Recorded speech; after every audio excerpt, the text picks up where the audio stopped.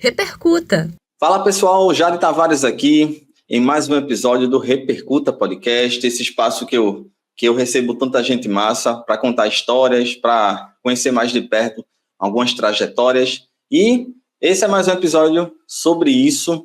Eu estou aqui com o André Chiesa. Muito bem-vindo ao Repercuta, André. Você que acompanha o Instagram já deve ter visto no projeto O Baterista das Aberturas. Eu mesmo consumo bastante, reposto, curto pra caramba, me sinto inclusive contemplado, André, porque tem muita abertura da minha infância, da minha adolescência, que marcou muita coisa e tem muita carga afetiva, meu irmão. E aí, mas nesse episódio a gente não vai falar só disso, a gente vai falar da trajetória do André enquanto baterista mesmo, que vem muito antes, muito lá de trás. Bem-vindo, André, ao Repercuta. Muito obrigado pelo espaço, Jade, obrigado pela oportunidade aí de a gente poder conversar um pouco, não só sobre o projeto das aberturas, mas sobre bateria e sobre carreira. Para mim é um momento muito importante na minha carreira, depois de 25 anos, poder ganhar essa ascensão, mesmo que através de um projeto que às vezes foge um pouco da questão da carreira musical propriamente, né? E acaba indo mais para o lado da própria questão do influenciador digital, mas é um momento muito importante, muito bonito da minha carreira. Eu acho muito massa perceber, André, quando a gente fez o contato, eu acho que uma das paradas interessantes, já adiantando aqui, é de tu conseguir aproximar uma galera que não é da comunidade da bateria, através das aberturas, para aproximar a galera do instrumento mesmo, velho. Eu não sei se é assim que você sente, são 25 milhões de acessos já, né? Eu não sei se tu tem essa sensação, mas tu me responde isso mais na frente, porque sempre inicio os episódios para falar um pouco da tua trajetória, do convidado, no caso, o início do André Chiesa enquanto baterista. Me diz aí, André, o momento em que tu decidiu estar por trás dos tambores, meu irmão.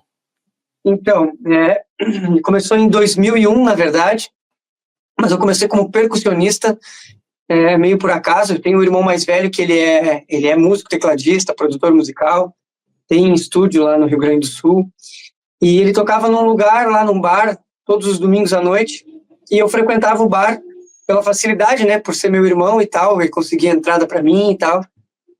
E numa dessas noites, o bar era um lugar que tinha dois ambientes. Então, o ambiente do fundo era onde tinha a banda que o meu irmão tocava, e na frente tinha um cara que fazia voz e violão, um músico bem conhecido lá na região, chamado Tony Conrad. E ele estava tocando voz e violão com um rapaz lá tocando pandeiro, e por um acaso eu tinha um pandeiro em casa, que eu tinha ganhado de aniversário do meu avô, e eu pedi para dar uma canja ali, e desde esse dia ele me convidou para tocar todos os domingos com ele nesse bar. 2 semanas depois eu já estava fazendo show em outros lugares, né, como percussionista, até que depois de 1 ano e tanto, assim, mais 1 ano e meio, mais ou menos, num dos shows dele, com banda, no caso, o baterista não pôde se ausentou por um motivo pessoal, e o show marcado e tal, e aí ele me convocou, assim, eu preciso que tu toque bateria hoje. E eu, meio no instinto, assim, né, de já ter um certo domínio ali com a percussão, né, com peles e tal, falei, bom, vamos lá. O único pedido para ele naquele momento foi que ele não tocasse samba, né, e aí eu toquei o show. E não foi nada demais, né, não foi nada, mas ao mesmo tempo também não comprometi o espetáculo, né. E a partir desse dia ele disse, cara, por mim, se tu quiser, pode assumir a bateria. E a gente acha outro percussionista. Tocar bateria já era um desejo que eu tinha, a percussão foi só realmente uma alavanca, assim, né? E, bom, desde 2002, daí eu comecei a tocar bateria, né, com esse cantor. Logo em seguida, com alguns amigos, eu montei uma banda de música autoral, uma banda que ganhou bastante festival, assim, uns 4 ou 5 festivais com música autoral, pelo SESI, né, e de nível estadual, assim, né, fez a gente viajar bastante. E aí ali eu já comecei a estudar, já comecei a transitar entre outras, porque como eu tinha já o acesso de tocar na noite da minha região lá, né, e então eu conheci outros músicos, conheci outras bandas, e volta e meia eu acompanhava, na época da percussão, acompanhava outras bandas com a percussão, então foi uma transição bem mais tranquila, assim, para tocar com outras pessoas e aí começar a transitar no meio, e aí de lá para cá eu um baterista, comecei a estudar. Na minha cidade não existia uma escola de música com bateria, né, especificamente. Então a gente tinha que conseguir professores para fazer aulas pontuais, assim. Então eu tive aula com bastante gente do meio, né. E, bom, e aí tive uma outra banda chamada Pimenta Buena, que é uma banda que tem uma história de quase 18 anos, 4 discos, teve premiações lá no Rio Grande do Sul, teve turnês, porque é uma banda de idioma em espanhol, é uma banda de rock latino, então a gente transitou bastante ali no corredor do Mercosul, no Uruguai, na Argentina, tivemos bastante ascensão nas rádios da América do Sul como um todo. Em 2019 eu vim para Joinville, logo um pouquinho antes de começar a pandemia, e logo em seguida logo que passou a pandemia, comecei a dar aula numa escola aqui, no conservatório que tem aqui em Joinville, e esse projeto das aberturas logo se encaixou, assim, como uma busca por uma ascensão local, assim, né? Eu não cheguei aqui sem conhecer ninguém, não conhecia nenhum músico local, nenhum músico da cena, queria tocar da mesma maneira que eu tocava lá no Rio Grande, e comecei a fazer o projeto com uma ideia de ficar conhecido aqui na cidade, né? E, graças a Deus, tomou uma proporção muito maior do que eu imaginava. Muito bom. É prova da tua persistência, da tua competência com os conteúdos. André, que bateristas te inspiraram, velho? Incluindo o professor e os distantes lá. Eu sei que pela tua trajetória, tu tocou com essas bandas que você citou, muito ritmo, né? Rock, pop, axé, forró, todo tipo, né? E isso é muito massa porque vai contribuindo para tua musicalidade, para o teu estilo, né? E essa versatilidade. Sim.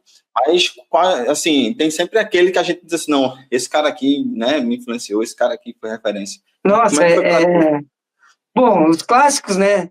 John Bonham, Neil Peart, Steve Gadd, todos esses clássicos, assim, né? Vini Colaiuta, Dave Weckl, são bateristas que eu gosto muito, assim, né? Que durante muito tempo a gente tinha pouco acesso, estou falando isso ali do início dos anos 2000, a gente não tinha esse acesso que a gente tem hoje em dia aos métodos, né? E as aulas, né, de YouTube, por exemplo. Então, eu estudei muito tempo um método do Dave Weckl, que era muito, muito bom, né? E que mais? Bom, aí depois vem todos esses bateristas do Red Hot Chili Peppers, gosto muito. Eu gosto de alguns brasileiros, eu gosto muito do Carlos Bala, do Baroni, o baterista do Police também gosto bastante, foi um cara que me inspirou muito, o Copland, né? E, enfim, cara, não, é difícil falar de poucos, né? Quem mais? Cara, todos os que de certa forma construíram um pouco da nossa música brasileira também, da MPB.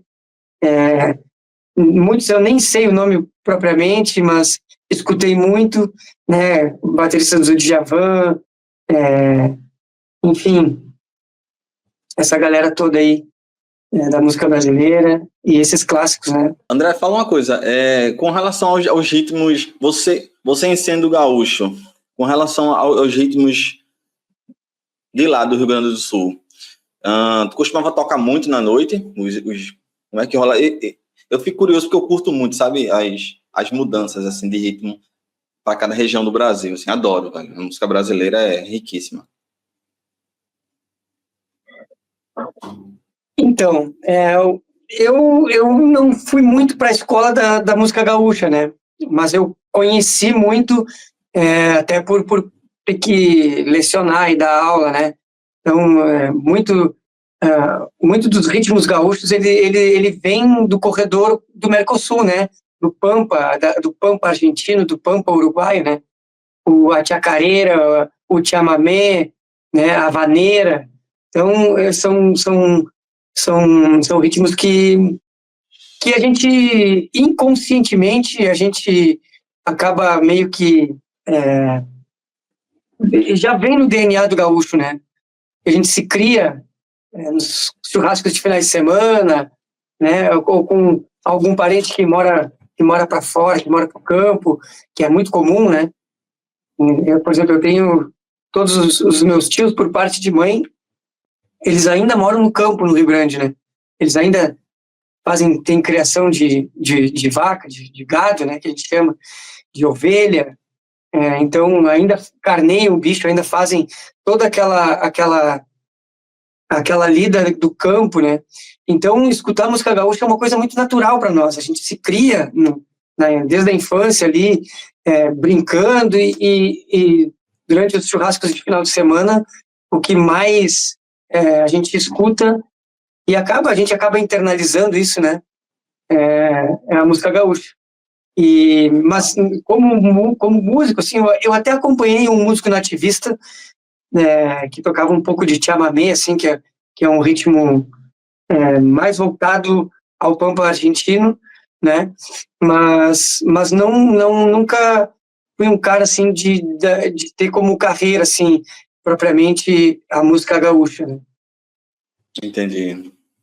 André, o teu lado educador, tu vais para Joinville em 2021, né? Por conta, inclusive, de uma demanda de trabalho da tua esposa, né? Tô acompanhando Isso. ela. E eu fico pensando na mudança, no desafio que foi. Hoje já está estabelecido, já estamos em 2025, né? Mas no início eu fiquei pensando aqui, você deixar os vínculos que tinha lá com artistas e com alunos, né? Eu não sei se tu começou a dar aula em Joinville, onde tu tá agora, mas como é que foi esse desafio de mudança de cidade aí, cara? Esse início para se assentar, para se ambientar. Cara, então, na verdade, eu me mudei para Joinville no final de 2019.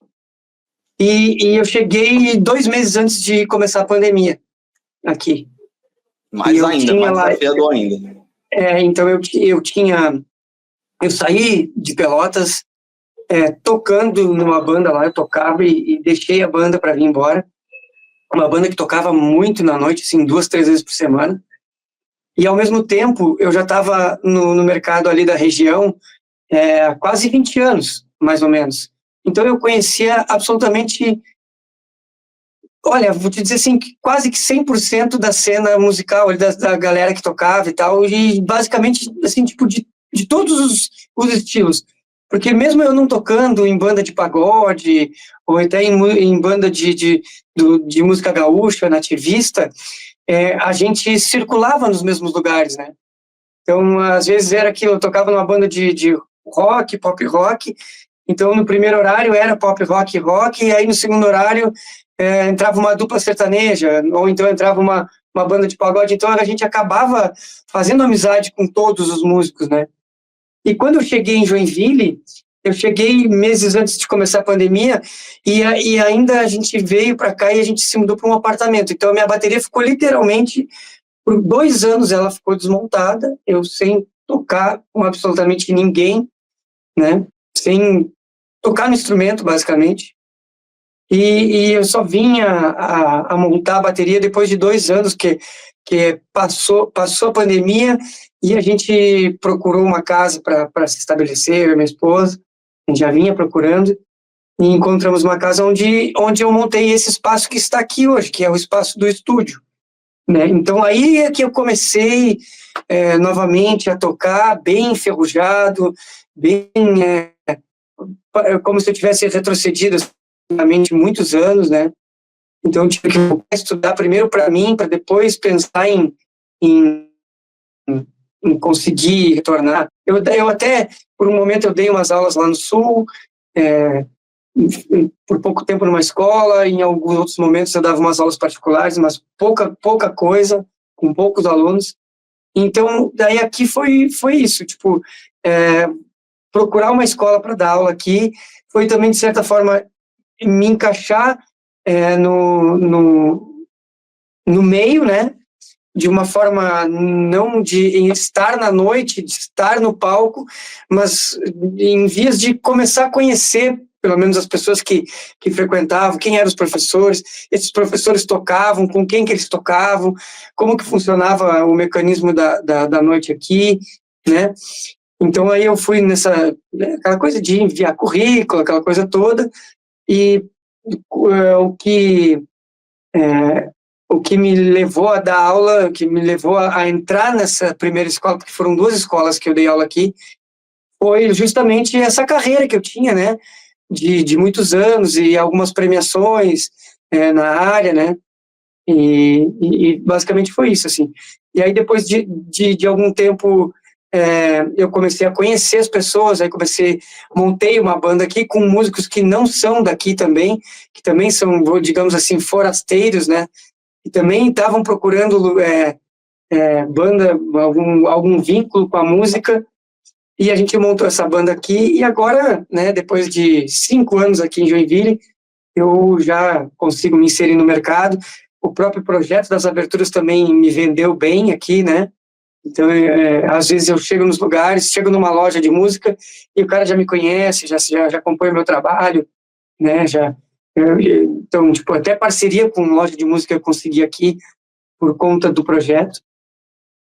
E é uma reconstrução, né? É literalmente uma reconstrução do zero. Não é fácil, não foi fácil. Fiquei muito tempo parado, realmente, né? Ora por causa da pandemia e ora porque também não conhecia as pessoas, né? Então agora, claro, não dá para dizer que eu tenho o mesmo canal de como eu tinha lá com a cena que eu frequentava lá no Rio Grande, mas já consigo circular no meio aqui, né, de forma mais tranquila, assim, de forma mais profissional e fazer digamos assim, um salário, né, em função da própria bateria, né? Perfeito. É sobre isso que eu quero falar agora, André. Vamos falar do projeto O Batera das Aberturas. Reiterando aqui, velho, eu me deleito vendo os vídeos e a tua escolha também, assim, é muito certeiro, velho, sabe? E eu sinto isso também. Já me mandaram um vídeo teu, gente que nem toca, tá ligado? E que se aproximou da bateria por conta disso, assim, por ver teus vídeos, assim, tu já viu esse cara aqui? Eu conheço sim, é claro que eu conheço, tá? Eles mandam sempre. Eu fico com uma curiosidade, André, para iniciar essa nossa segunda parte aqui do nosso episódio. Já falei, né? 25 milhões de views, de acessos. Você trabalha, no caso, no Instagram e YouTube, não é isso? As duas no TikTok redes. Também. No TikTok já chegou também aos 5 milhões de acessos. Caramba, se for somar tudo aí, dá mais de 30 milhões. Num projeto que começou há 2 anos, digamos assim, não é isso? Aproximadamente? Isso, um pouquinho mais. Em junho desse ano fez 2 anos. E assim, porque a ideia inicial era eu ficar conhecido aqui na minha cidade, né? Onde eu moro agora. E eu comecei fazendo dicas de bateria.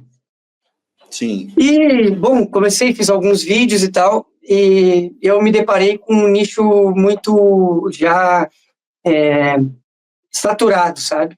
De dicas, de gente com...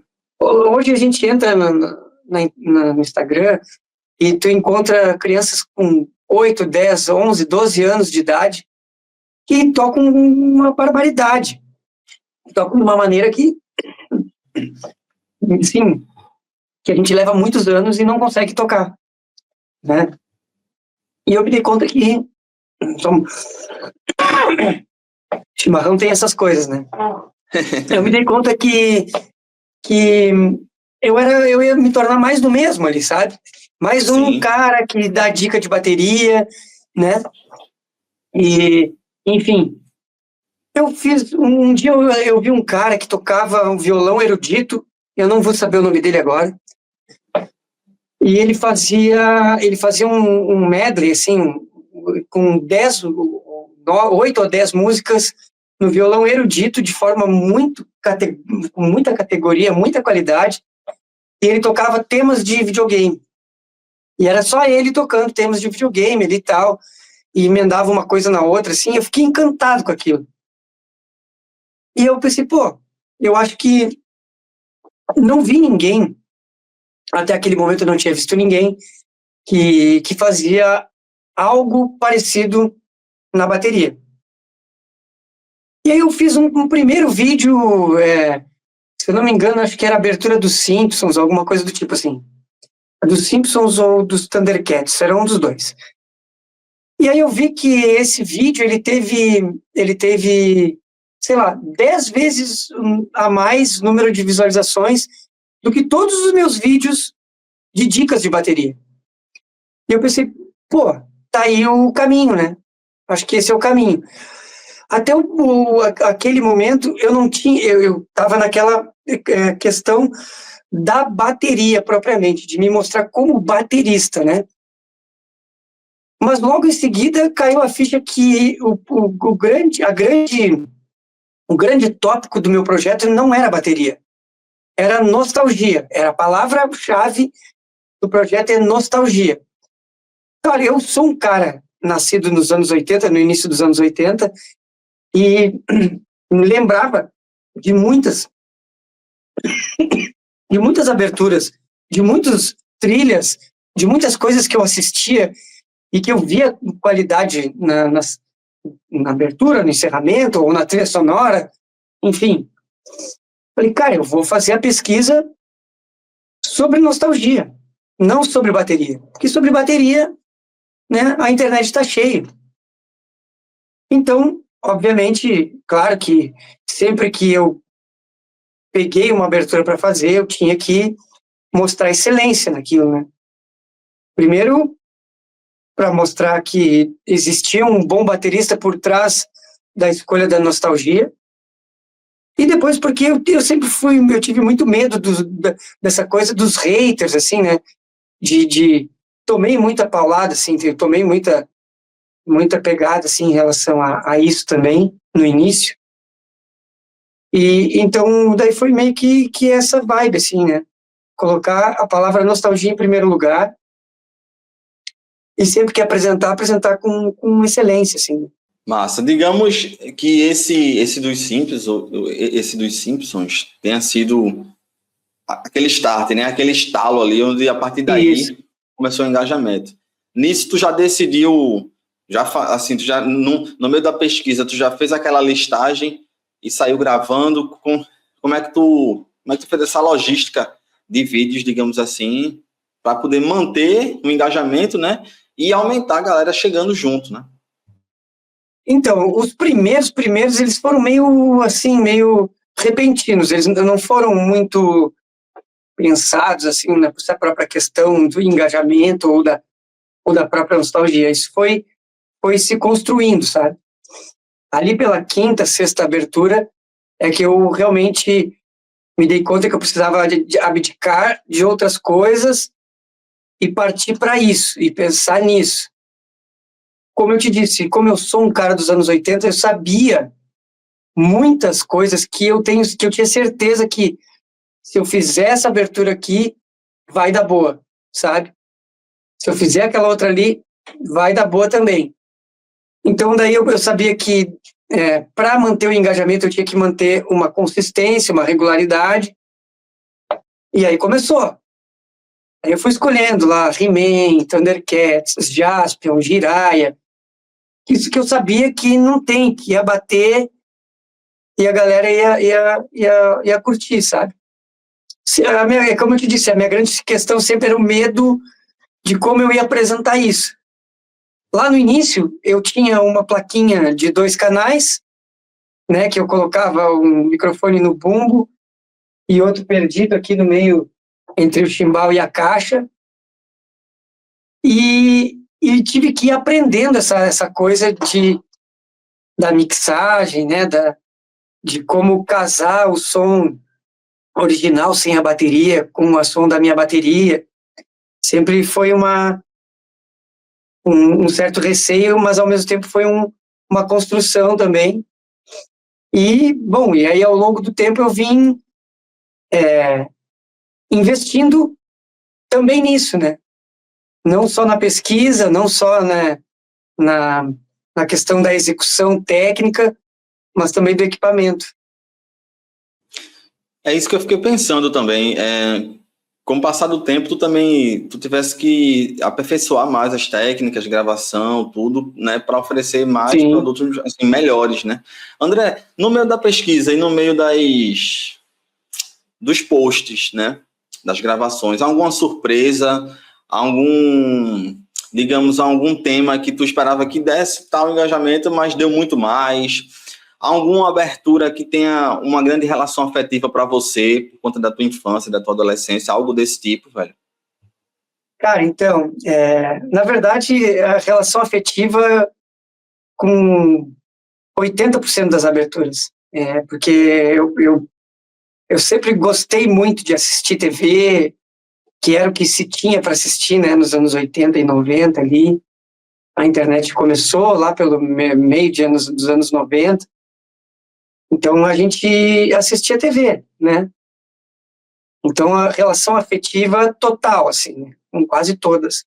São poucas as aberturas que eu não conhecia, né? Tinha algumas que eu não assistia tanto, mas conhecia. Em algum momento eu já tinha assistido, não lembrava como a música era boa, né? O que mais, não vou dizer o que mais, mas aconteceu muitas vezes de eu largar grande expectativa em algumas aberturas e elas não me retornarem com aquela expectativa, e algumas outras que eu não dava nada, tipo, vou fazer porque tem que manter, né, eu faço sempre 2 por semana, e simplesmente o negócio viralizar, dar um boom, sabe? E, tipo assim, e fazia, tipo assim, bem de sangue doce, assim, sabe? E já aconteceram muitas coisas. Já fui ameaçado de morte por causa da questão política, Caramba, já velho. fui xingado por causa das camisetas, já aconteceram muitas coisas, assim. Já Pra recebi galera. muito depois... Oi? Vá, fale que depois eu vou Não, recebi complementar. muitos depoimentos lindos, assim, lindos mesmo, bem nostálgicos, bem emocionantes, de pessoas que viam a abertura e lembravam da mãe que faleceu, que chamava ele para almoçar no horário que aquele desenho tocava, né, que passava, ou do amigo que faleceu num acidente de carro e eles assistiam juntos aquela série, né, do desenho. Recebi já coisas bem emocionantes assim mesmo, que valorizam ainda mais, assim, que me fazem valorizar ainda mais esse projeto, né? A gente sempre pensa no resultado prático, né? Aquele resultado prático de, consegui tanto de número, né? Ou arrecadei tanto de dinheiro, monetizei tanto, enfim. Mas no final das contas, o que fica realmente são essas coisas, assim, né? Esse tipo de depoimento, de coisas que a gente, quando começa, a gente não faz a mínima noção, assim, né? Já recebi mensagens de muitos músicos conhecidos, de muitos atores, atrizes, de muita gente do meio da comunicação, jornalistas, enfim, apresentadores, pessoas que eu jamais que eu teria a oportunidade de conversar, bateristas de bandas que eu curti muito na minha adolescência, que me mandaram mensagens dizendo que curtiam o meu trabalho. Então já aconteceu bastante coisa, assim, né, em relação a essa coisa de adotar nostalgia propriamente, porque se fosse pela bateria propriamente, talvez nem 1/3 dessas pessoas eu conseguiria chegar e tocar da maneira que elas se tocam, né? É muito bonito esse teu depoimento, André, por conta disso, eu fiquei pensando aqui, a coisa mais fácil do mundo era você esquecer esse lado, as histórias, e pensar nos números e no engajamento, virar o escravo do algoritmo, como eu costumo falar, assim, sabe? A coisa mais fácil era isso ter acontecido, cara. E assim, pra galera que, eventualmente, né, um ou outro que acompanha o Repercuta e que não te conheça, o André, além das aberturas, e não só, eu foquei aqui em filmes, séries, mas também games, clubes de futebol, hinos, né, essa mistura toda, né, André? Que aí a cultura pop enquanto um todo, assim. E aí o André também é colecionador de camisas dos clubes, né? O que é massa, ele usa nos vídeos, né? E faz parte da identidade. Porque pensando aqui, André, o teu dia a dia, você falou que faz 2 por semana. Como é que é o teu dia a dia, assim, entre gravações, que você também grava? Eu te peço que tu fale disso também, né? As aulas e a produção de conteúdo para a internet, a criação de conteúdo. Como é que tu faz esse gerenciamento de tempo?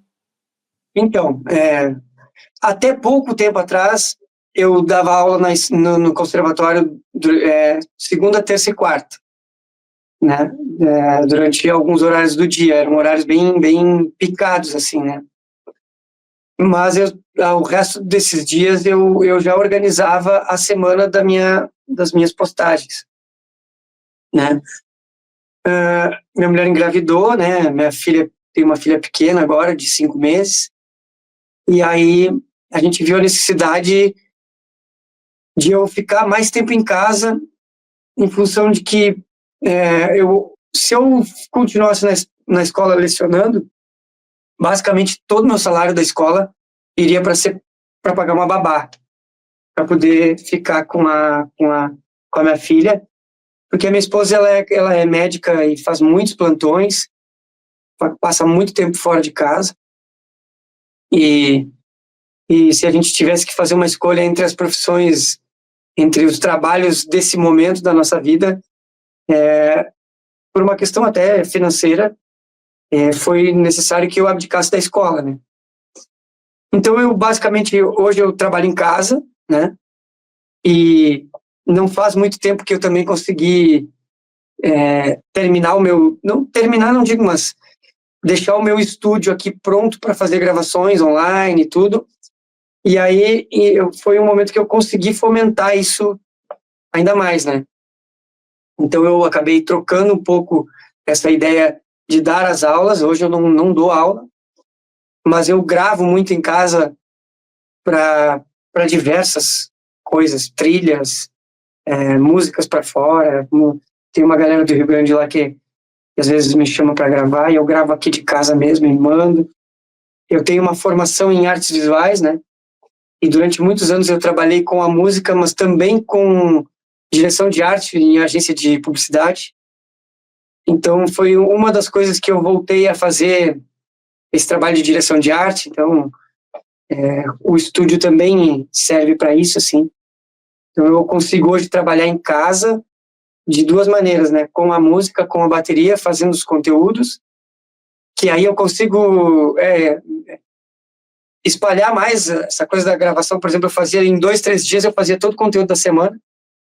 E agora não, como eu trabalho em casa mesmo, eu organizo meu horário com a minha pequena e consigo passar as tardes com mais tranquilidade para fazer os conteúdos. Então, às vezes eu gravo no mesmo dia mesmo, e às vezes gravo às 2 da tarde e 6 horas da tarde vai para o ar. Às vezes eu gravo 1, 2 dias antes. Tudo depende da demanda da semana, assim, né? A minha semana é muito organizada em função da minha filha pequena, né? E das demandas de trabalho que eu tenho em ambos os lados, tanto com relação à música, como em relação à publicidade aqui, que eu faço alguns trabalhos esporádicos. Legal. André, com relação a os organismos, né? É praticamente um organismo. O Instagram é um, o YouTube, onde a gente está aqui agora, é outro, o TikTok. Como é que funciona para você a abordagem em cada plataforma dessa, em cada rede dessa?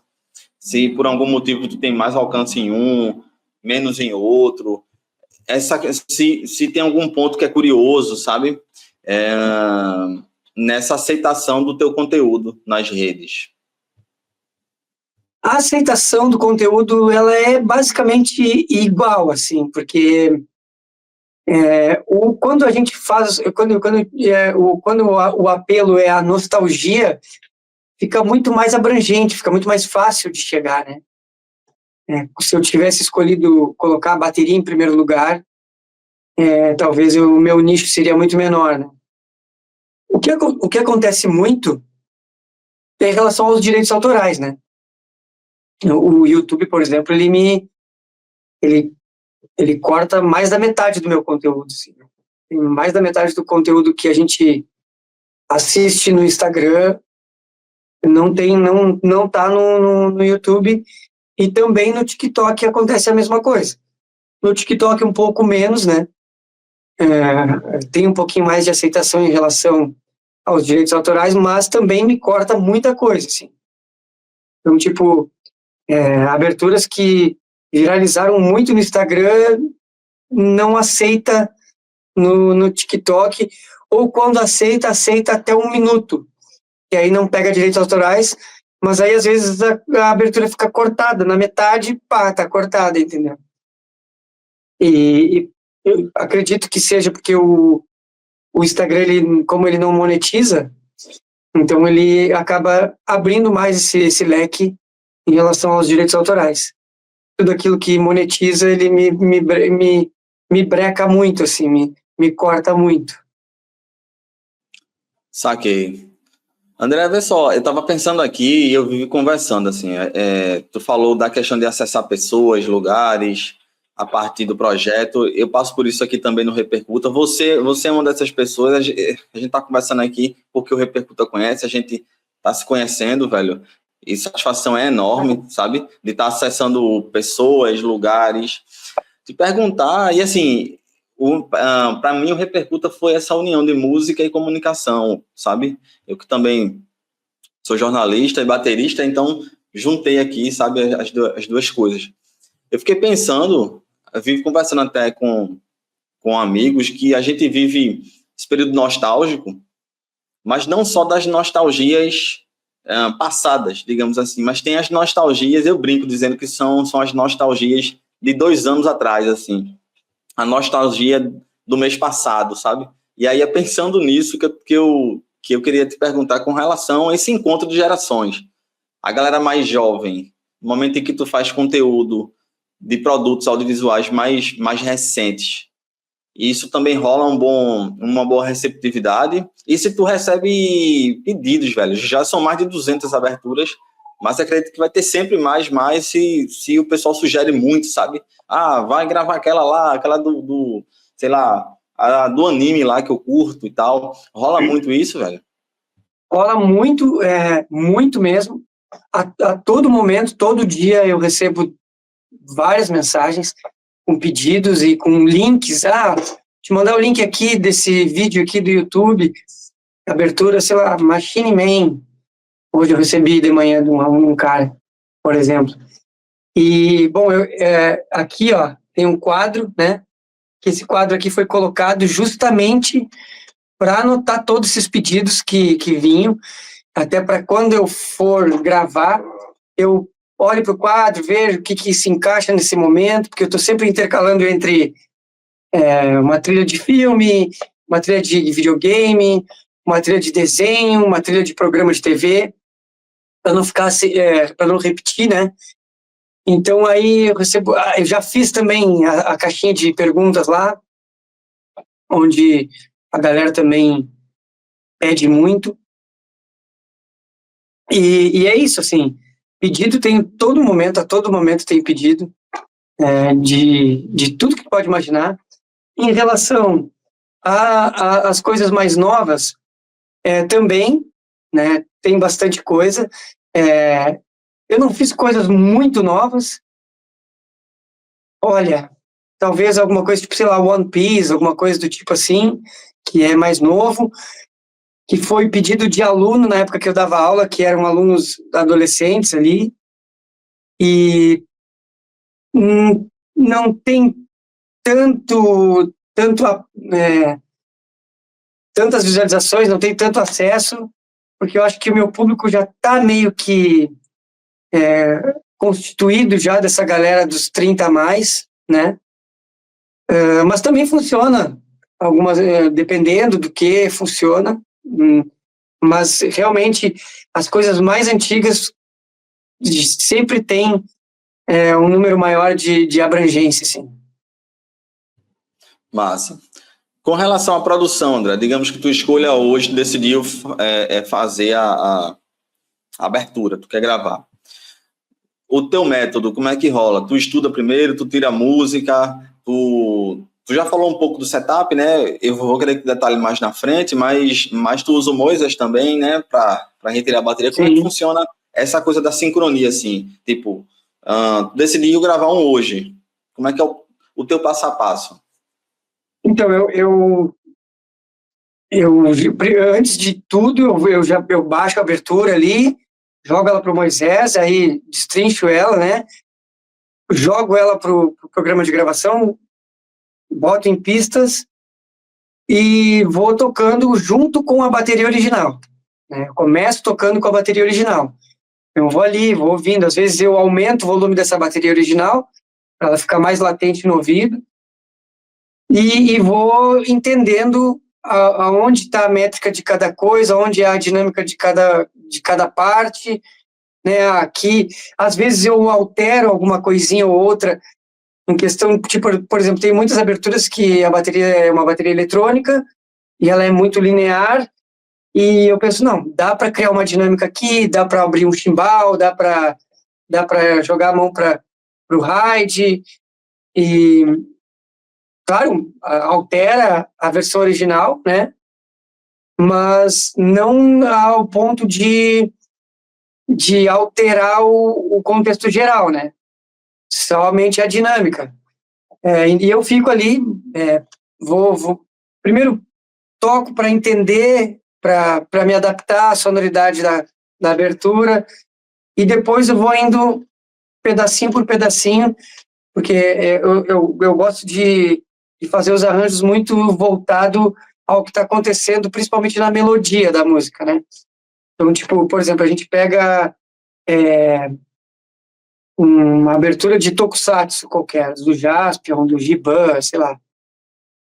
Geralmente, que era uma coisa muito da época e talvez muito dessa dos japoneses lá, que eles fazem muito arranjo de bateria casado com a melodia do que vem acontecendo, né?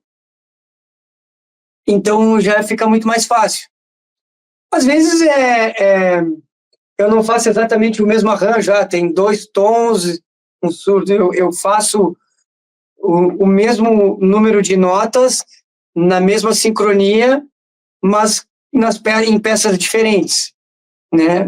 Conforme eu acho enfim, que mostra mais a minha cara, que eu acho mais que me soa melhor no ouvido, né?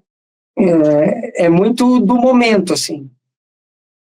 Tanto que depois passa o tempo e eu escuto de novo e penso, pô, ficou bom isso, né? Gostei, acho que casou bem. Ou então, ao contrário, ao ponto de eu querer gravar novamente a abertura, porque naquele momento eu achei que ficou bom, mas passar o tempo, eu vejo que não ficou tanto como eu gostaria, né? E é por aí. E aí, quando eu vou para a gravação verdadeiramente, daí eu acabo, sei lá, eu executo às vezes umas 20, 30 vezes antes de gravar. Depende da abertura, porque há aberturas que são mais simples, né? Tem aberturas que são mais difíceis.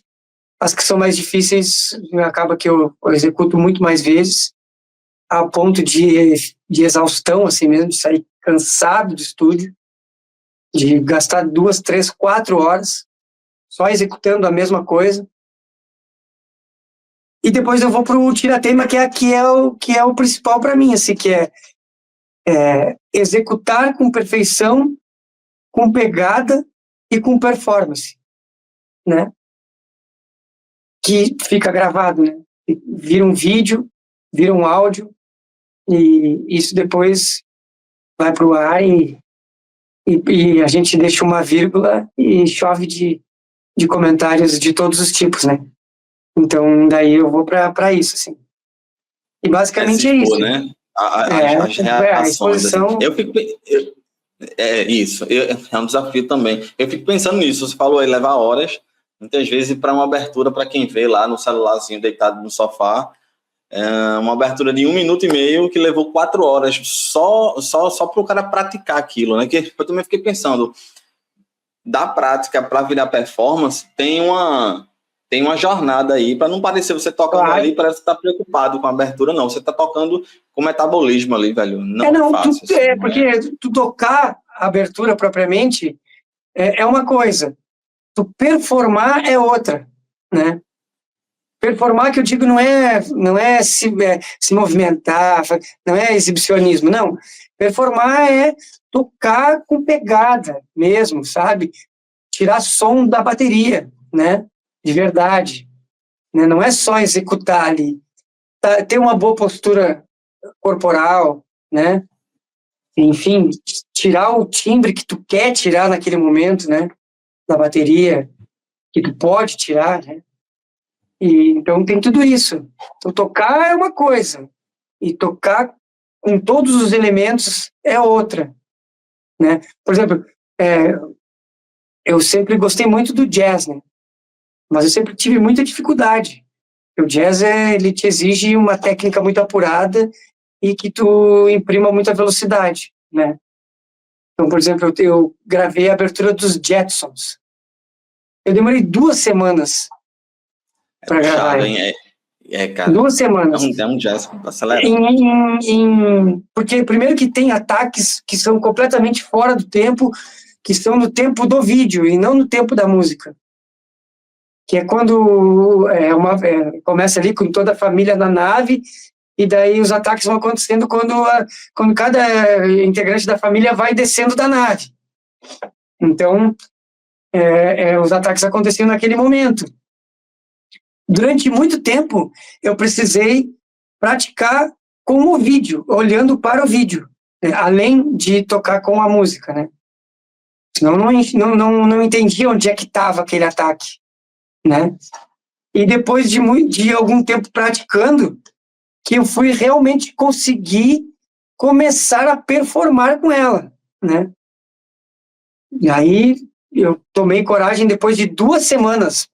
Eu gravei outras aberturas nesse meio tempo, pratiquei e executei outras coisas, outras aberturas, e num espaço de tempo de estudo, eu fazia o meu estudo diário e tirava 20, 30 minutos para praticar aquela abertura dos Jetsons que eu queria executar lá na frente. Então tinha todo esse processo, teve todo esse processo. Depois vem a Hanna-Barbera, é uma coisa muito louca, porque eles tinham uma orquestra própria que criava as aberturas, então era tudo orquestrado, e tudo de uma qualidade de excelência extrema, né? Não tem músico de nenhum instrumento ali que seja meia boca, é tudo prateleira alta, e, enfim, daí depois que eu consegui performar com os Jetsons, eu fui para os Flintstones, que também é da Hanna-Barbera, que também tem a mesma pegada de jazz. Daí já ficou um pouquinho mais fácil, que daí eu já conseguia entender como é que era esse processo. Mas também, tipo, eu olhei durante muito tempo dos Jetsons e eu não tinha coragem de encarar, sabe? Não, ainda não dá. Vamos estudar mais um pouco. Aí comecei a estudar coisas específicas do jazz, principalmente da mão direita em relação à levada, né? Aquela pegada rápida, com velocidade, né? Em que tu tem que executar essas 3 notas rápidas e ainda performar com a mão esquerda na caixa, em contratempos e tudo mais, né? E o pé esquerdo no contratempo também, que é o jazz, ele não marca o pé esquerdo no tempo, ele marca no E, né?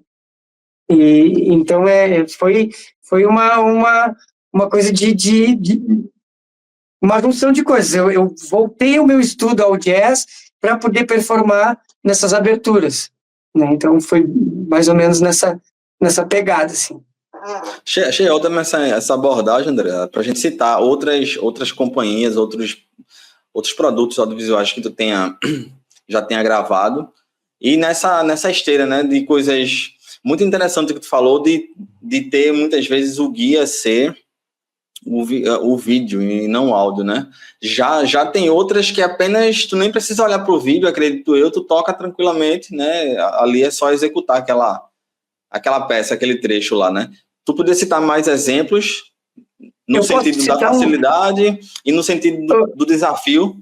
No desafio, a última que foi um grande desafio foi uma trilha dos Thundercats, que não é a trilha principal, e que ela é cheio de caixas e ataques, e eu de tanto eu executar, eu não executava com o vídeo, eu executava já com a onda sonora da trilha aqui no monitor, né? E que eu acabei decorando a onda sonora, né? Eu precisei decorar a onda sonora da bateria original. Ela ficava ali, eu enxergava, ela estava mutada, né? Mas eu enxergava a bateria original só como onda sonora mutada, e eu precisei decorar o que vinha. Então eu já sabia, devido à onda sonora, eu sabia exatamente quantas caixas eram, quantos ataques eram, mas também é tipo assim, coisa de 80, 90 ou mais de 100 execuções para conseguir tocar ela do início ao fim com performance, né? E aí eu ia indo, executava os primeiros 10 segundos. Aí, nos 12, 15 segundos eu acabava errando. Aí depois eu voltava, executava aqueles 10 segundos, mais 2 segundos. E assim eu ia indo. Então, quando chegou no fim, eu já olhava para a onda sonora da bateria original, já sabia o que vinha. Também foi de extrema dificuldade. Isso me ajudou muito, porque hoje eu olho para a onda sonora da bateria original de qualquer outra e eu sei onde está bumbo e caixa, onde tem virada, onde tem prato, né? Porque o prato, a onda sonora, ela fica ressonando. E até os tempos, né? Se é uma semicolcheia, se é uma colcheia, de tanto visualizar. E isso vem, claro que com a progressão de lá de trás, né? São 200 aberturas ou mais, né? Então, naturalmente, a gente vem... porque eu sempre executo com a bateria original mutada, né? Eu consigo ir olhando, vai acabar aqui. Tem um prato e a bateria para. Então, me auxilia na hora que eu estou executando. Em muitos vídeos, tu vai me ver olhando para a tela. Para essa tela aqui, na frente da bateria. Eu estou olhando para ela justamente porque eu estou vendo o que está acontecendo ali. Né? Legal. Eu fiquei pensando aqui, André. Isso daria até uma pesquisa, uma longa pesquisa, né? Da história da música nos animes, nas séries, nos filmes, nos games. Mas para tu, já dada tanto conteúdo e tanta experiência fazendo já esses anos, tu consegue identificar alguma particularidade? Digamos assim, de game normalmente vai ser isso aqui, para série normalmente existe uma tendência para cada... E aí tendência eu falo da bateria mesmo, sabe? Sim. Não, o que eu posso te identificar com clareza, assim, com certeza?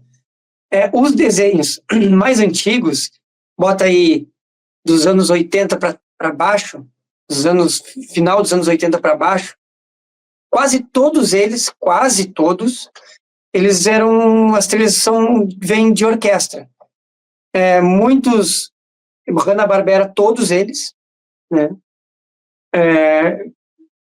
Enfim, por exemplo, os tokusatsu, os desenhos, as séries japonesas, todos eles têm um alinhamento com a melodia, a bateria tem um alinhamento com a melodia do que está acontecendo na música. Então, os japoneses gostam muito de frasear, né?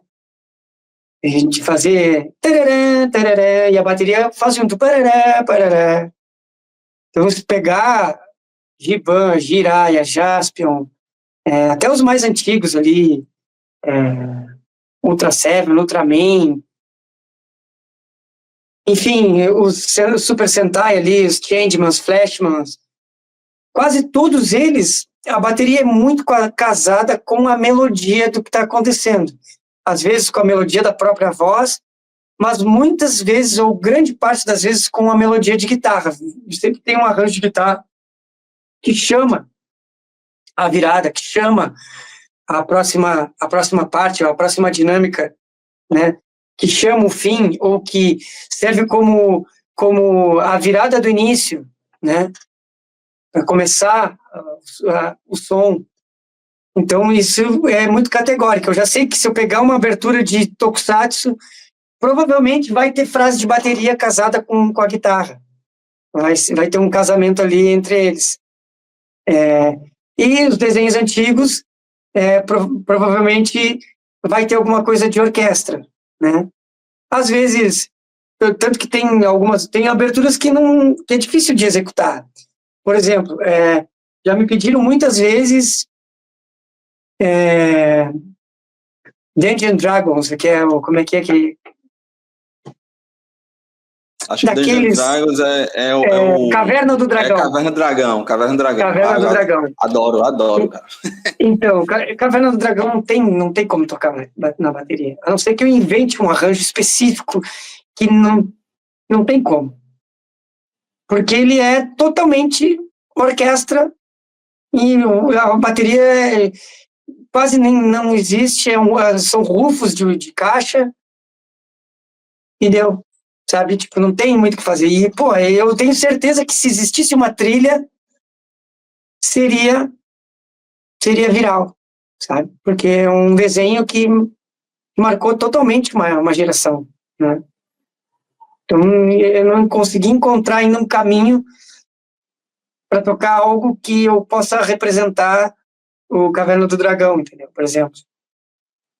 Mas, por exemplo, aí tu pega os Thundercats. Se tu for pro YouTube aqui e colocar o soundtrack dos Thundercats, são 12, 15 trilhas que são orquestradas, mas são maravilhosas. Todas elas. De cada integrante, de cada personagem, de cada momento do desenho. Tipo, eu ainda não fiz, eu fiz 2 somente. Mas se pesquisar, são 10, 12 trilhas maravilhosas, que daria para fazer tranquilamente, assim. Mas são orquestradas, né? E, bom, de desenho, de videogame, basicamente são mais lineares, né? As trilhas são mais lineares, porque geralmente são trilhas que ficam trilha de fundo no menu, né? Ou que ficam trilha de fundo na fase do jogo. Então, difícil ser algo mais elaborado, mais cheio de frases, mais cheio de frases melódicas ou de coisas de bateria propriamente. São coisas mais para fundo. Existe um nome, né, que é OST, alguma coisa assim. Isso. Que é a nominação já para esse tipo de trilhas, né?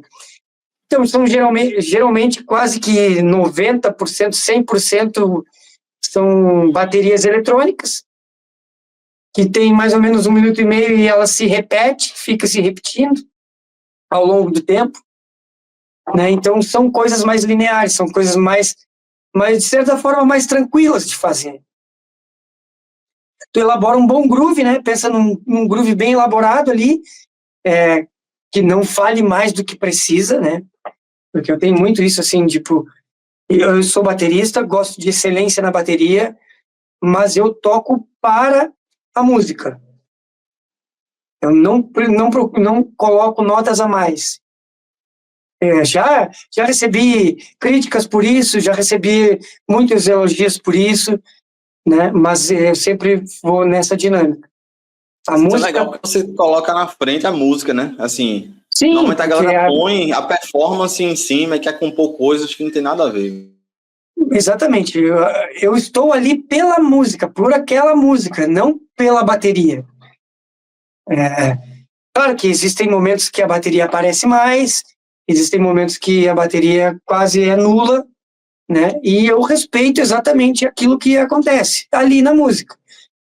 Ah, mas, por exemplo, eu já gravei coisas e já recebi comentários do tipo, muito simples, poderia ter feito mais. Aí eu fico com aquilo, né?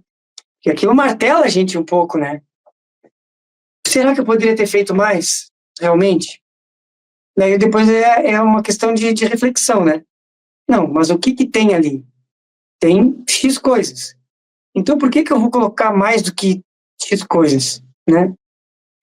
É isso. É aquilo que está ali e ponto. Boa. E, claro, André, meu irmão. Em certo momento, é que a gente sabe que hoje em dia tá muito em voga, né? Tá muito em alta a performance técnica da bateria, né? É uma coisa... É da geração, né? Dessa geração de agora. É muito assim. De performar muito, tanto na música pop, como na música gospel, que tem essa coisa do gospel shops, do tribal, né? Essas coisas. Eu tive muitos alunos que queriam aprender gospel shops e tal. E eu sempre dizia, não, eu quero que primeiro tu aprenda rudimentos. Tem que aprender o que é um paradido, o que é um toque duplo, um toque simples. Depois, tu mesmo vai misturar isso e tu vai desenvolver o teu gospel shops, sabe? Aí é contigo. Mas eu sempre fui muito na coisa da base, né? Vamos começar pela base. Não adianta tu fazer um gospel shops que tu viu lá do, sei lá quem, na música tal, se tu não consegue fazer um toque duplo bem feito, né? E, enfim, sempre prezei pelo o feijão com arroz bem temperado. Boa. André, meu velho, a gente já está chegando já próximo do fim do nosso papo aqui. Muito satisfeito, velho, em te receber aqui no Repercuta, mas eu não posso deixar passar algumas perguntas e algumas espécies de provocações para você, tá? Primeiro, eu queria que tu falasse um pouco dos bateristas aos quais tu se aproximou, se pudesse citar alguns, que chegaram Nossa, cara, através do bastante projeto das gente. aberturas. Fala um pouco Então, disso. cara, graças a Deus, eu me aproximei muito de bateristas que eu já era muito fã desde a minha adolescência, assim, né? Então, o Fred, do Raimundos, eu sempre fui muito fã do Raimundos, é um cara com quem eu troco mensagem mais seguido. Hoje eu faço uma mentoria sobre carreira com o Jean Dolabella, né, que é baterista da Pitty, foi de Sepultura, que é um cara que eu converso quase toda semana. Os dois bateristas do Charlie Brown Jr., o Graveto e o Pinguim, são pessoas que eu converso bastante. Até vou encontrar com o Graveto agora em dezembro em São Paulo. O PG do Tijuana, também é outro baterista que eu conversei bastante. Nossa, não posso esquecer. Mas, cara, bastante gente, assim, bastante gente. Em algum momento eu já troquei mensagem com o Baroni, com... Quem mais, cara? Ah, não sei se... Vou dizer, eu vou falar desses, talvez eu tenha esquecido de alguém, mas que eu mais me aproximei verdadeiramente foram esses, assim. E todos eles eu sempre fui muito fã mesmo desde a minha adolescência. São bandas que eu ouvia no meu Discman, né? Na época do Discman. Eu andava de skate, então eu ouvia muito Tijuana, ouvia muito Charlie Brown, ouvia muito Raimundos. E são pessoas que eu consegui me aproximar bastante. E é isso, sim. Legal. André, a gente não pode deixar passar falar das marcas que te apoiam, as parcerias. Na altura de gravação desse episódio, galera, o André tá com a Recriare nos pratos, a Oderi, né, nas baterias, e a Seibanas como baquetas. Eu quero que tu fale um pouco, André, da tua história com elas, né? Esse reconhecimento é importante. das empresas e marcas que te apoiam e que acreditam no teu trabalho. Então, eu também estou com a Torelli desde o início da semana passada. Verdade, Torelli. Eu a vi o Torelli post. É uma marca que chegou agora e me abraçou, assim, abraçou o projeto comigo. Mas vamos lá, vou começar pelo começo, né? A primeira marca que me deu possibilidade de ter um endorse na vida, coisa que eu jamais imaginei, assim, foi a Recriare, o David, que é o dono lá, um dos sócios da Recriare. Teve um baterista, um grande amigo, Rochedo, que me indicou para a marca e eles acabaram... Primeiro, eles pegaram o set que eu tinha e customizaram todo o set. Depois eu acabei e devagarinho fui trocando prato por prato e agora eu tenho todo um set diferente já da Recriare. Depois eu tive no meio do caminho, por um momento, a Pro Stick também, que foi uma parceria, não foi endorse, foi uma parceria onde eu comprei baquetas por o preço de fábrica, não durou muito tempo. Depois apareceu a Seibanes, através do Vini, da Seibanes, que também começou como parceiro, eu comprando baquetas a preço de fábrica, e depois, desde o início desse ano, eu passei a ser endorse e comecei a receber as baquetas deles, que são baquetas que eu usei a minha vida inteira, desde a época que eu comecei a tocar percussão, eu usava as baquetas da Seibanes, e hoje eu tô com eles já... Então, se for somar com a parceria, tem mais de ano já. Eu vinha tentando já uma parceria com relação à bateria, e a Odre abriu essa porta para ser parceiro e não endorse, né?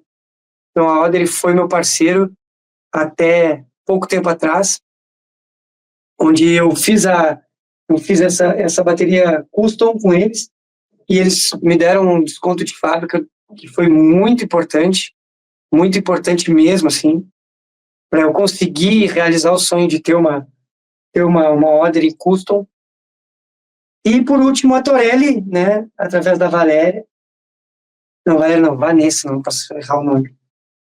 E viu meu material, esse material que tu recebeu aí também. E na mesma hora entrou em contato e falou e disse que eles queriam muito a parceria comigo. E eu recebi todo o equipamento de percussão, que é como eu disse no vídeo com eles lá, quando eu tiro a bateria no Moisés lá, né, no aplicativo, todos os outros instrumentos de percussão também saem, né? Então eu senti a necessidade de recolocar muitas coisas e me faltavam os instrumentos para isso, e a Torelli veio para complementar e para qualificar esse processo aí. E é isso, são as 4 marcas. Hoje eu não tenho mais a parceria com a Odre, porque eu tentei fazer a progressão para ser endorse, mas não tive resposta deles. Então, eu abro, a partir dessa semana passada, a oportunidade para uma nova marca de bateria poder entrar como parceiro no projeto, né? Já tem algumas coisas em vista e algumas conversas, mas futuramente aí a gente, se Deus quiser, a gente consegue realizar, né? Porque é isso, é um projeto que demanda de parceiros, né? Não adianta, não é... Como o Instagram é uma rede social que não monetiza, então a gente precisa de parceiros, né? Perfeito. Aproveitando, André, para quem está aqui no YouTube, o André está no estúdio dele e dá para falar um pouco do teu set, André. Se tu puder falar um pouco do que tu curte usar, o que é que tu não curte, o teu set hoje, como é que ele então, enfim.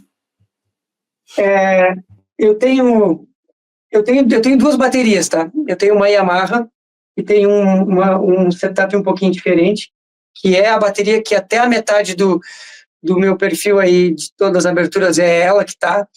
Então ela tem, né, um tom 10, um surdo 14 e um surdo 16, que eu usava até pouco tempo atrás, no início do ano. Essa Audrey aqui, ela tem tom 8, 10 e o surdo 14. Eu tenho essa caixa aqui, que é uma caixa toda de metal, que é da Yamaha, é uma caixa Steel Shell da Yamaha, que já está comigo há mais de 20 anos. Mas no meu setup eu tenho outras caixas. Eu tenho uma caixa 14 por 5,5, que ela é toda de madeira, com aro de madeira, e veio com a Audrey. Tem uma outra caixa da Audrey em rock, que é madeira com aro de metal. E tem uma caixa de 10 polegadas de metal da Nagano, que em alguns momentos eu usei também, que ela é um pouquinho mais aguda, principalmente para coisas que eu uso mais em relação ao funk, assim, né? Coisas que tem coisa mais de groove mesmo, eu gosto de usar ela. Chimbal, todo o setup da Recriare, né?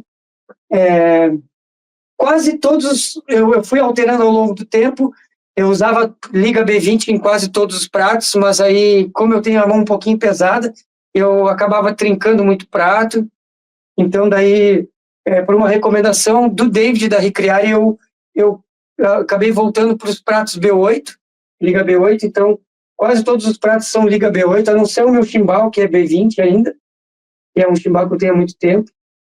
Então, um splash 8 polegadas, um 10, um ataque 16, um ataque 18, outro efeito aqui mais do ladinho 16, e um high de 20 polegadas, com uma cúpula um pouquinho maior também, B8.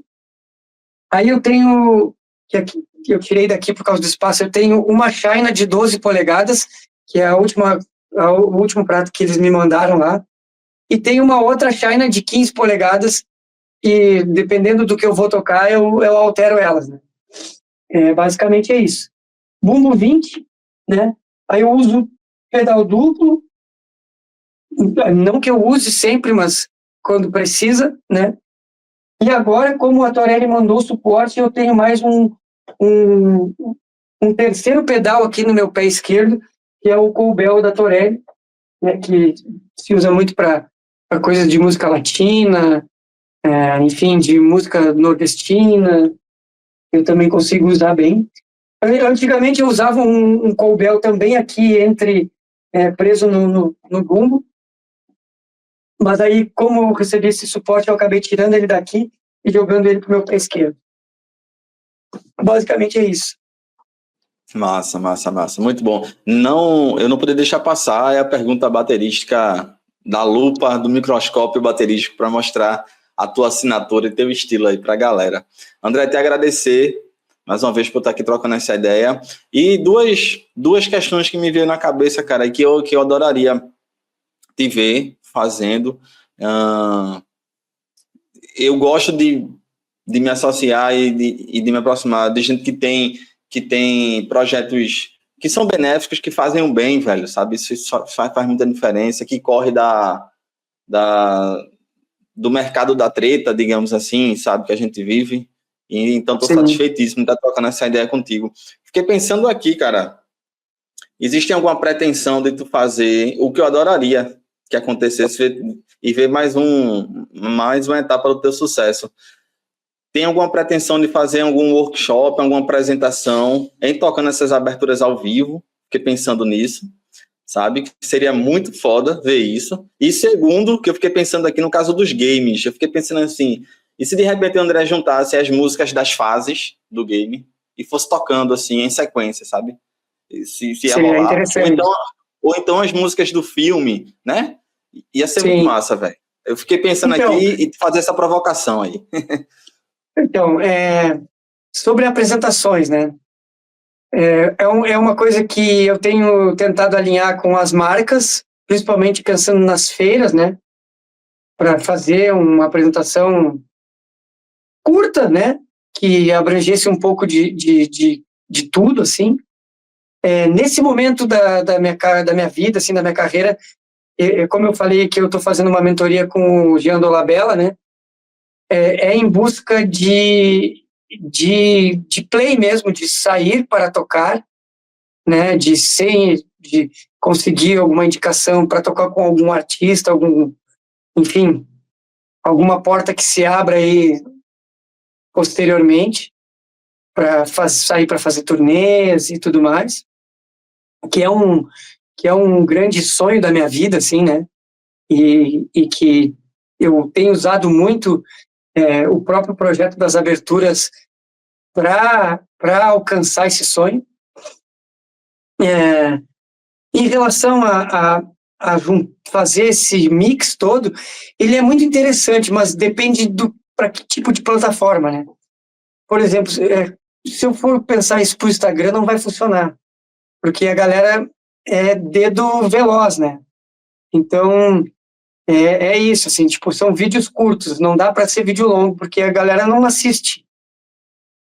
Provavelmente vão assistir metade da primeira música e já vão passar para o vídeo seguinte. Para o YouTube talvez funcione, né?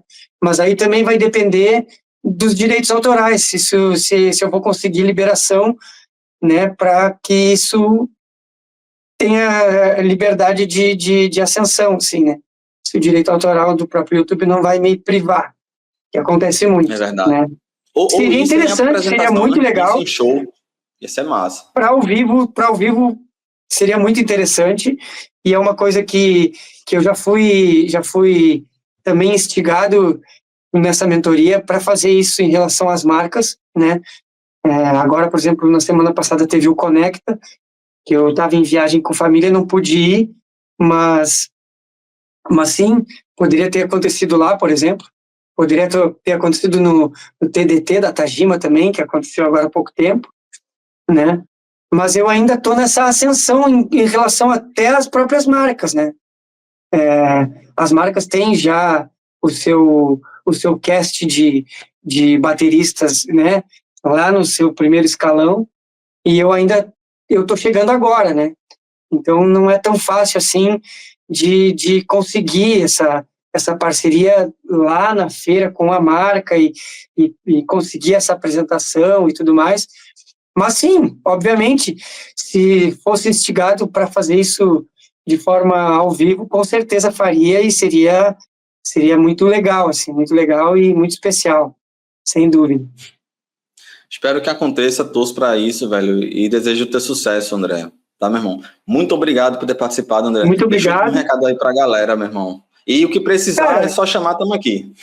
Então, é isso, é um projeto que tem muito amor envolvido, né? De verdade, assim, muito tempo. São mais de, talvez, sei lá, se eu fosse calcular, são mais de 1.500 horas dedicadas, né, com esse projeto todo. É um projeto que visa realmente a nostalgia e um conteúdo de qualidade benéfico, né? Eu nunca quis me associar a nenhum tipo de coisa relacionada sei lá, a Beth, a Tigrinho, né? A nada desse tipo, né? Ou a sorteios de 1.000 coisas, não é essa a pretensão. A pretensão é que esse projeto ele seja um momento de relax na vida da pessoa, né? A pessoa pode estar estressada com a vida e eu apareça ali e traga um pouquinho de sentimento bom. Então, não vejo por que ter nenhum vínculo com nenhum tipo de coisa polêmica ou que demande alguma coisa relacionada a jogo, enfim, qualquer coisa do tipo, né? E o meu pedido, que sempre fica aqui, sempre eu falo, é por conta disso também, por não ser um conteúdo polêmico, né? Por não ser um conteúdo viral que as pessoas consomem mais, eu sempre peço, né, para aquela pessoa que de certa maneira se sentiu tocado, né, que ajude esse conteúdo a prosperar, né, a compartilhar, comentar, seguir, se não segue, né, dessa maneira é a melhor maneira que eu posso ser ajudado, né. E é isso aí. Quero te agradecer o espaço aí, quero te agradecer a oportunidade, né, por esse mais de 1 hora de conversa aí. Para mim é muito importante também expor os pormenores disso tudo, porque realmente é um trabalho de muita dedicação, assim. E obrigado pelo espaço mais uma vez aí. E também estou aberto aí quando quiser contar comigo aí para uma conversa, para uma parceria de qualquer tipo aí, pode contar comigo. Tamo junto. É isso, galera. Esse foi André Chiesa em mais um episódio do Repercuta Podcast. Tá aqui na descrição. Já vai seguindo, se você não segue ainda, mas o perfil do André, do Repercuta, o canal no YouTube aqui também, para você se inscrever. E tá na descrição todos os outros links úteis. É isso, gente. A gente se vê, se encontra, se escuta no próximo episódio do Repercuta. Grande abraço. Obrigado.